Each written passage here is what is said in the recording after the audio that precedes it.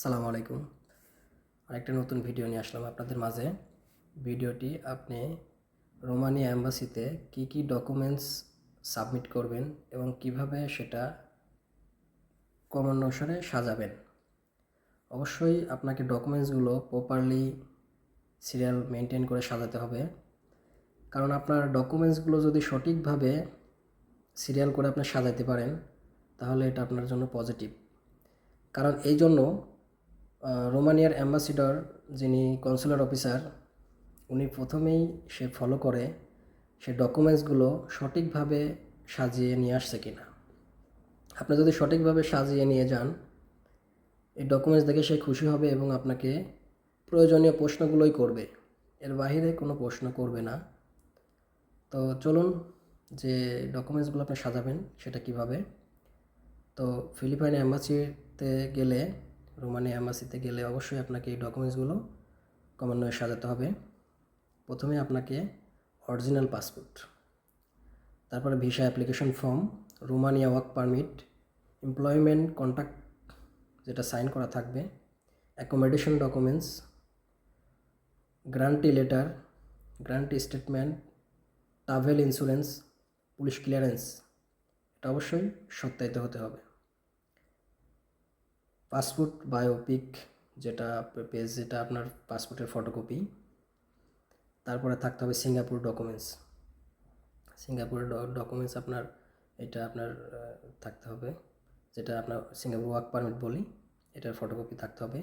এবং এইটা অনলাইনে যে আছে অ্যাক্টিভ, এটা আপনাকে অবশ্যই একটা স্ক্রিনশট দিতে হবে যে আপনি এটা ভ্যালিড আছে, এটা 1 মাসের উপরে সময় আছে। অবশ্যই এটা 1 মাসের উপরে সময় থাকতে হবে এবং এটা ভ্যালিড থাকতে হবে। এটার একটা স্ক্রিনশট দিয়ে আপনি এখানে ফটোকপিটা এখানে অ্যাডজাস্ট করে দিবেন। তারপরে দিবেন আপনার সিঙ্গাপুরের যেটা MWC কেয়ার, যেটা ঠিকানা, সিঙ্গাপুরে আপনার ঠিকানাটা, এটা একটা স্ক্রিনশট দিবেন, দিয়ে ফুল এটা আপনি একটা PDF করবেন, করে এটা ফটোকপি করে নিয়ে যাবেন। তারপরে ছবি, আপনি অবশ্যই 1 কপি ছবি ভিসা ফর্মের উপর দিয়ে দিবেন। এটার সাইজ থাকবে 35 mm থেকে 45 mm, যেটা আপনি আঠা দিয়ে ভিসা ফর্মের উপর লাগাই দিবেন। এক্সট্রা আরও 2-3টা ছবি আপনি নিয়ে যাবেন, প্রয়োজন হলে, হবে না তবে এটা আপনি রাখতে পারেন। ভিসা ফি, আপনার রোমানিয়া অ্যাম্বাসির ভিসা ফি $135।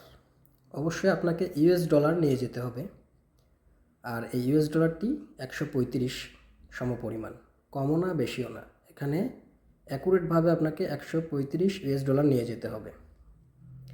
তারপরে আপনার ইম্পর্টেন্ট নোটিশ, যেটা ফর অ্যাপ্লিকেশন ফর্ম, এটাতে আপনার সাইন মাস্ট থাকতে হবে।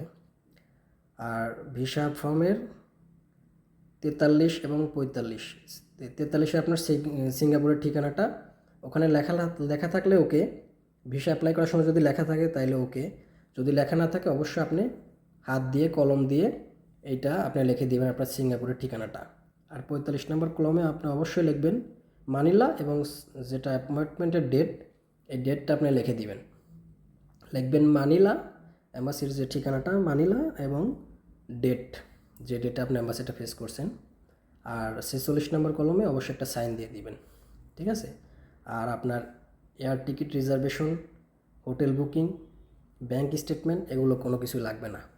তো আমি যে কয়েকটা ডকুমেন্টসের কথা বললাম, এই ডকুমেন্টসগুলো এইভাবে আপনি সাজাবেন।